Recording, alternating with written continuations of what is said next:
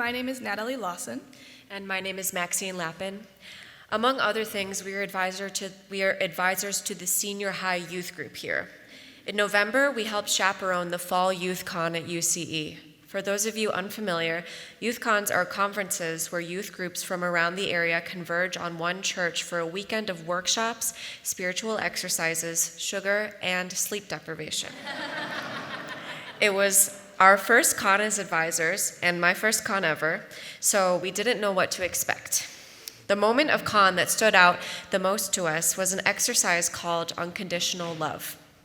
In this exercise, the youth divide themselves into two large groups.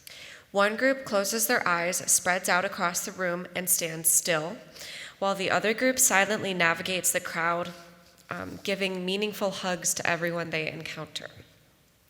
Eventually, the groups switched. Of course, youth were given the choice to participate to their comfort level.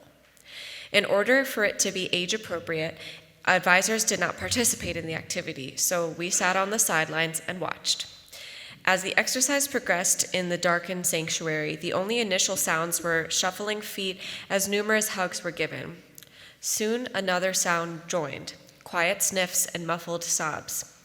We can only suppose that physical affection in a purposeful, safe, and loving environment was enough to move some to tears. Those giving hugs demonstrated extraordinary sensitivity and intuition, never recoiling from emotion, but simply standing there as the solid, anonymous presence that their partner needed. So why are we explaining this? And what does it have to do with our church's mission? Society teaches teenagers to put on an act, especially in the age of social media, where either emotions are misrepresented or absent altogether. Stifling of emotions is particularly prevalent in the way boys and men are taught not to show emotions for fear that they're not man enough or that they are gay, which of course is an example of pervasive homophobia. So what then is the antidote?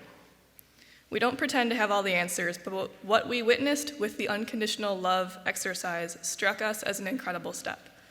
High schoolers across the spectrum of gender identity and sexual orientation, for a brief moment in time, hugged and showed emotion towards one another without reservation, without judgment, without fear, without self-consciousness, and without pretense. As observers of this exercise, we were witnesses to the vulnerability of others. Neither of us expected to be impacted by this. After all, we were sitting on the sidelines. We couldn't help but join the chorus of sniffles, and we both began to tear up. Logically, our conclusion was to hug each other. Admittedly, we had to laugh at our own emotions, call it sentimentality or sensitivity or whatever you'd like. Yet still, the vulnerability of these young people showed us that we had unknowingly built up our own defenses and also needed to release some unnamed emotions. Though the news and injustices in the world can make us feel hopeless, we were given some hope for future generations to come. Imagine a world in which every young person is hugged, feels safe, and is never asked to be something they're not. There is a quiet power in literal human connection, and what a world it would be if everyone got to feel that power at a young age.